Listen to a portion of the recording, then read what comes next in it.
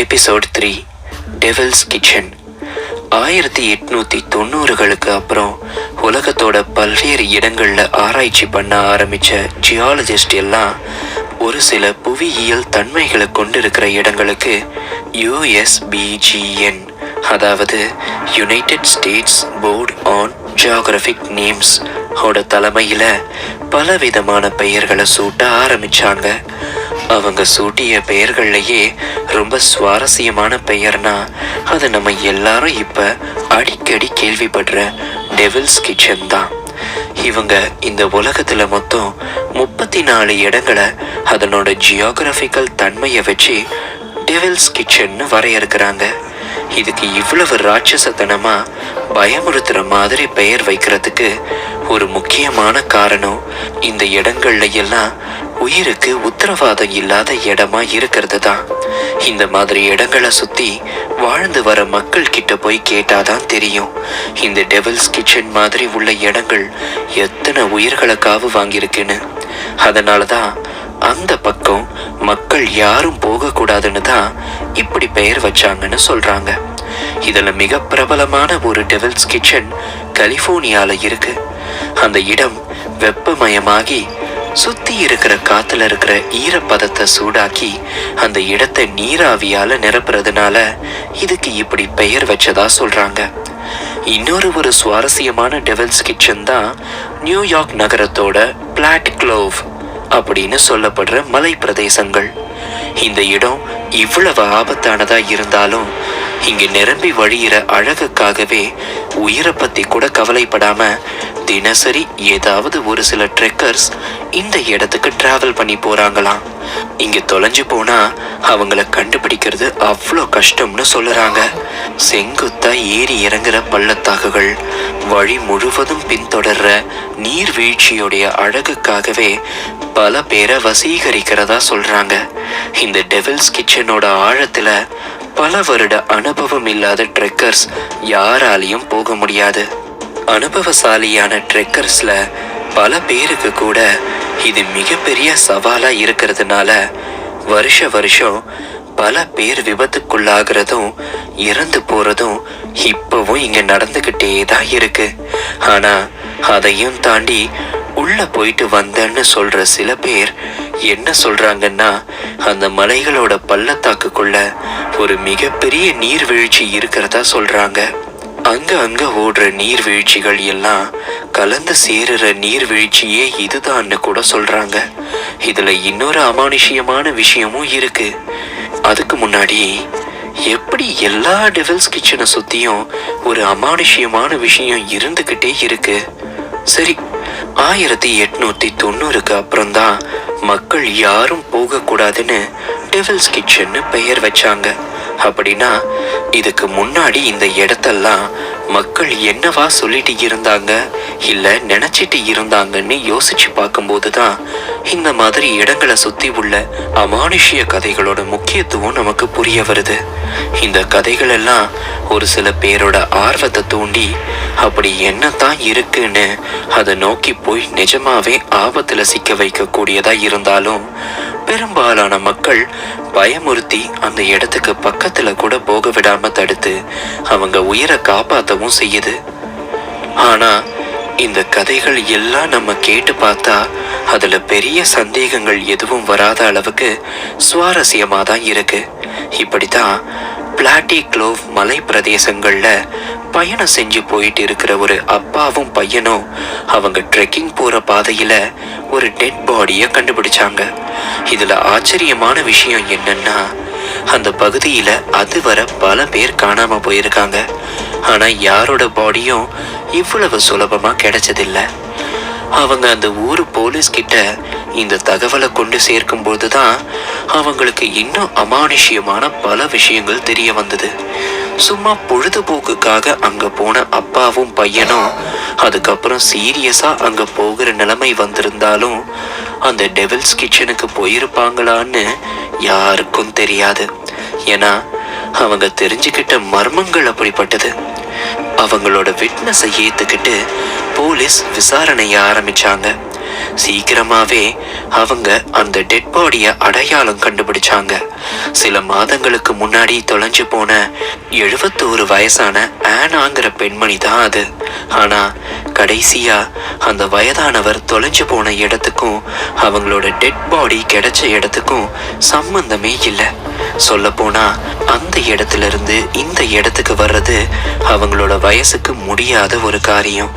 யாராவது ஒருத்தர் கொலை பண்ணி அங்க தூக்கி போட்டிருப்பாங்கன்னு ஒரு ஆங்கிள் யோசிச்சு பார்த்தாலும் அந்த பள்ளத்தாக்குகள் இருக்கிற பாதையில தூக்கிட்டு வர்றதுக்கும் தூக்கி போடுறதுக்கும் எந்த ஒரு சாத்தியமும் இல்லைங்கிறது தான் உண்மை. இந்த விஷயம் வெளியே தெரிஞ்சதுக்கு அப்புறம் ஊர்ல பல பேர் இது அந்த ஆவிகளோட வேலைதான்னு பேச ஆரம்பிச்சாங்க. அது என்னன்னு விசாரிச்சு பார்க்கும் பொழுது அந்த மலைகள்ல பல வினோதமான சத்தங்கள் எப்பவுமே கேக்குமா. அத காதார கேட்டுட்டு இருக்கேன்னு அந்த ஊர்ல இருக்கிற எல்லாரும் சொல்றாங்க. இந்த சத்தம் கூட இயற்கை சூழ்நிலைகள்னாலையும் அந்த மலையோட வடிவமைப்புக்கு உள்ள காத்து புகுந்து போகும்போதும் பாறைகள் உருண்டும் விழும்போதும் ஏற்படுற சத்தம்னு சயின்டிஃபிக்கா பல கருத்துகள் சில பேர் முன் வச்சாங்க. அதுக்கு அந்த ஊர்க்காரங்க இன்னொரு கேள்வி எழுப்புனாங்க. அதுதான் ராத்திரியில தெரிகிற ஒளிக்கதிருக்கு என்ன அர்த்தங்கிற கேள்வி.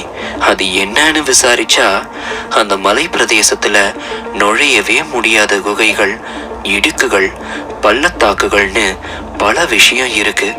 ஒரு சராசரியான மனிதனால குறிப்பிட்ட சில பாதைகளை தவிர மற்ற எந்த பாதையையும் பயன்படுத்தவே முடியாதான். அதுலயும் சூரியன் அஸ்தமனமானதுக்கு அப்புறம் சான்ஸே இல்லை. அப்படி இருக்கும்போது பல ராத்திரிகள் அந்த இடுக்குகளுக்கு உள்ள இருந்து திடீர்னு ஒரு ஒளி தெரிய ஆரம்பிக்குமா. அந்த ஒளி ஒரு சில நிமிஷங்களுக்கு அப்புறம் வெவ்வேறு இடத்துல தெரிய ஆரம்பிக்குமா. ஒரு சில நேரத்துல அந்த ஒளி அந்த பள்ளத்தாக்குகளுக்குள்ள அதிவேகமா டிராவல் செஞ்சு போறதையும் ஒருத்தர் 2 பேர் இல்ல பல பேர் பார்த்திருக்காங்க. அந்த இடத்துல யாரோ ஒருத்தர் இருந்தாலும் அவங்களால இவ்வளவு வேகமா நகர முடியுமாங்கிறது சாத்தியமே இல்லாதது. இதெல்லாம் பத்தி அந்த ஊர்க்காரங்க என்ன நினைக்கிறாங்கன்னு கேட்டா ஒரு சிலர் இதெல்லாம் அந்த பள்ளத்தாக்குல விழுந்து இறந்து போன முன்னோர்களோட ஆத்மா செய்யற வேலையா நினைக்கிறாங்க. இன்னும் சிலர் அப்படியே இது புராண கதைகள்ல வர மேனிட்டோவுடைய வேலையா பாக்குறாங்க. இன்னும் சிலர் இது வில்லோ அப்படின்னு சொல்லப்படுற கொல்லிக்குச்சின்னு சொல்றாங்க. இதுல மேனிட்டோங்கிறது பகல்ல மனுஷனாகவும் ராத்திரியில அரக்கனாகவும் வலம் வர்ற ஒரு ஜீவராசின்னு சில பேரும், இன்னும் சில பேர் இதே மேனிட்டோ தூண்லையும் துரும்பலையும் கூட தோன்றக்கூடிய ஒரு ஆத்ம சக்தி, இன்னும் அது ஒளி வடிவத்துல தான் தென்படும்னு சொல்றாங்க. வில்லோன்னு சொல்லப்படுற கொல்லிக்குச்சியும் இது போல ஒளி மாதிரி தெரியக்கூடிய ஒரு விஷயம்தான். இத பத்தி சொல்லணும்னா முன்னொரு காலத்துல ஜாக்கர் அப்படின்னு ஒருத்தர் இருந்தாராம். அவரு கடைசியா பார்ல மது அருந்திட்டு இருக்கும் பொழுது அவரோட ஆயுசு காலம் முடிஞ்சிருச்சான். அதனால அவரோட உயிரை கொண்டு போறதுக்காக சாத்தான் வந்திருக்கான்.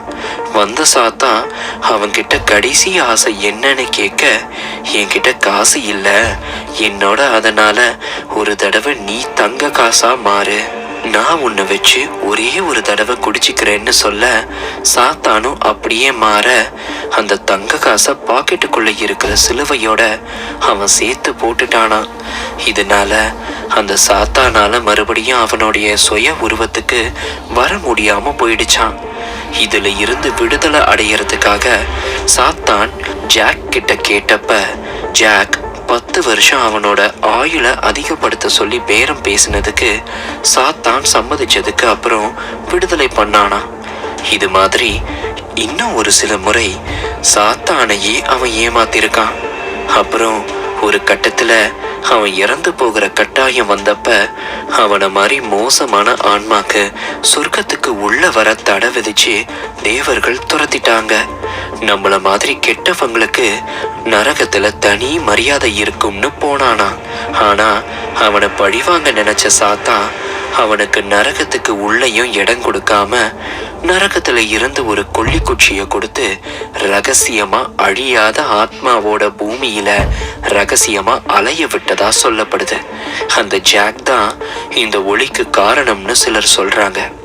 இதே மாதிரி இன்னொரு அமானுஷ்யமா அவங்க சொல்றது வில் அப்படின்னு ஒரு மனிதனை பத்தி. இவன் பீட்டர் அப்படிங்கிற ஒரு தேவதூதர் கிட்ட மறுவாழ்வு கேட்டு உயிர் பிச்சை வாங்கி நல்லவனா வாழ்வான்னு பூமிக்கு போனவன். மறுபடியும் ரொம்ப மோசமான வாழ்க்கையாவே வாழ்ந்ததுல என்னைக்குமே பூமியிலையும் உன் ஆன்மா சுத்தி திரியும்னு சபிக்கப்பட்டான். சாத்தான் ஆன்மா உலகத்தோட குளிர்ல இருந்து தன்னை பாதுகாத்துக்க அது ஒரு கையில ஒரே ஒரு கங்கு மட்டும் கொடுத்து கதகதப்பா வச்சுக்க சொல்லிச்சான். ஆனா சாத்தான் கொடுத்த அந்த கங்குல இருக்கிற வெளிச்சத்தை வச்சு முட்டாளா இருக்கிற வழிபோக்கர்களை டிராவலர்ஸ அதன் பக்கம் வர சொல்லி அப்படியே திசை திருப்பி கூட்டிட்டு சதுப்பு நிலத்திலையும் புதைக்குழியிலையும் திட்டமிட்டு விழ வைக்கிறதா சொல்றாங்க. அதே மாதிரி அந்த வில் தான் இந்த ஒளியை ஏற்படுத்துறான்னு அந்த ஊர் மக்கள் நம்புறாங்க. அதுக்கேத்த மாதிரி ஒரு தடவை ஒரு சில நண்பர்கள் எல்லாம் ஒன்று சேர்ந்து இந்த டெவில்ஸ் கிச்சனுக்கு கொஞ்சம் தொலைவில் ட்ரெக்கிங் கேம்ப் போட்டு தங்கி இருக்கும் பொழுது தூரத்துல ஒரு விளக்கு வெளிச்சம் மாதிரி தெரிய இவங்க யாரோ உதவிக்கு கூப்பிடுறாங்கன்னு நினைச்சு சத்தம் போட்டு கத்தியிருக்காங்க. ஆனா அதுல எந்த பதிலும் இல்லை.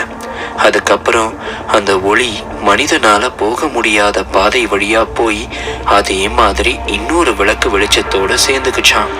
அப்புறம் அது ரெண்டும் அப்படியே காத்துல மிதந்து போகவும் அதை பார்த்து பயந்த இவங்க அதுவரை அந்த வெளிச்சத்துல நோக்கி போனவங்க திரும்ப வந்த வழியிலேயே வெளியில ஓட அவங்களை ஏதோ ஒரு ராட்சசன் சத்தம் போட்டு துரத்துற மாதிரி ரொம்ப துல்லியமா தெரிஞ்சுதான். திரும்பி பார்த்து லைட் அடிச்சு பார்த்தா அங்க யாரும் இல்லையா. அப்புறம் துண்டை காணும் துணியை காணும்னு ஓடி வந்துதான் தப்பிச்சாங்கன்னு சொல்றாங்க. இதே மாதிரி இன்னொரு அமானுஷ்ய கதையும் சொல்றேன். அமெரிக்காவோட மிச்சிகன்ல டெவில்ஸ் கிச்சன்னு சொல்லப்படுற ஒரு குகை இருக்கு. இந்த குகை முழுக்க உள்ளேயும் வெளியவும் பல இடத்துல கரி படிஞ்சு கருப்பா இருக்கும். இந்த கரித்துகள்கள் எப்ப வந்தது எப்படி வந்ததுன்னு அந்த நரகத்துல வாழ்ற பூர்வ குடிகளுக்கு கூட தெரியாது. ஆனா அவங்களுக்கு தெரிஞ்ச ஒரு விஷயம் என்னதுன்னா அந்த குகையை பார்க்க போறேன்னு போன பல பேர் தொடர்ச்சியா மர்மமான முறையில காணாம போறதுதான். அவங்க திரும்ப கிடைக்கவே இல்லை. இதெல்லாம் வச்சு அந்த ஊர் மக்கள் சொல்றது என்னன்னா அந்த காலத்துல அந்த குகைகள்ல வாழ்ந்த பூர்வ குடிகளுடைய ஆத்மாக்கள் அந்த இடத்துல வலம் வருதான். அது மட்டும் இல்லாம அந்த பூர்வ குடிமக்கள் எல்லாரும் கேனிபல்ஸா இருந்ததுனால இந்த ஆத்மாக்களும் அந்த குகைக்கு போற மக்கள் எல்லாரையும் வேட்டையாடி பிடிச்சு அந்த குகைக்கு உள்ள வச்சு சமைச்சு சாப்பிட்றதா நம்புறாங்க. இதே மாதிரி நம்மளோட கொடைக்கானல்ல இருக்கிற பில்லர் ராக்ஸ்ல இருந்த குகைக்கும் அதனோட சூழலும் தன்மையையும் ஆபத்தையும் கணக்குல வச்சு டெவில்ஸ் கிச்சன்னு பெயர் வச்சாங்க. இந்த குகை லட்சக்கணக்கான வௌவால்களுக்கு வாழ்விடமா இருக்கு. 2000 அடி உயரம் தாண்டின மலை பிரதேசத்துல 500 அடி ஆழம் தொடக்கூடிய இந்த குகைக்குள்ள எப்படிப்பட்ட காற்று சுழல் இருக்கும்னு கொஞ்சம் யோசிச்சு பாருங்க. இது எல்லாமே சேர்ந்து அந்த குகைக்கு உள்ள இருந்து ஒரு உஷ்ண வாயுவை வெளிப்படுத்துறதா சொல்றாங்க. இந்த குகை இப்படிப்பட்ட ஒரு இடமா மாறுறதுக்கு முன்னாடி மகாபாரத காலகட்டத்துல இருந்த பஞ்ச பாண்டவர்கள் 12 வருஷம் வனவாசம் செஞ்சு வந்தப்ப இந்த குகையிலையும் தங்கி இருந்ததாகவும் இங்க சமைச்சு சாப்பிட்டதாகவும் சொல்லப்படுது. அவங்க இந்த காலகட்டத்துல வெளி உலகத்துக்கு தெரியாம மறைஞ்சு வாழ்ந்து வந்ததுனால அவங்க சமைச்சு சாப்பிட்ட உஷ்ண காத்து வெளிவரும் பொழுது விஷவாயுவா மாறி அவங்களை எதிரிகள் கிட்ட இருந்து காப்பாத்தினதா கூட கதைகள் புனையப்பட்டிருக்கு. எது எப்படியோ இந்த மாதிரி அமானுஷ்யங்களும் புராணங்களும் உண்மையா இருந்தாலும் பொய்யா இருந்தாலும் பல மனிதர்களை தேவையில்லாம ஆபத்திலிருந்து காப்பாத்துதுங்கிறது ஒரு நல்ல விஷயமா இருக்கு. ஆனா அப்படி இருந்த டெவில்ஸ் கிச்சன் குணா படம் எடுத்த பிறகு குணா குகையாவே மாறிடுச்சு. யாரும் போக கூடாதுன்னு நினைச்சு வச்ச இந்த இடத்துக்கு இப்ப மக்கள் தேடி தேடி போறாங்க. சரி, கொடைக்கானல்ல இருக்க அந்த குணா குகையை பத்தி தெரிஞ்சுக்கிட்டது போதும். பக்கத்திலேயே இருக்கிற மதிக்கெட்டான் சோலைங்கிற ஒரு மர்ம காடை பத்தி அடுத்த எபிசோட்ல கேளுங்க.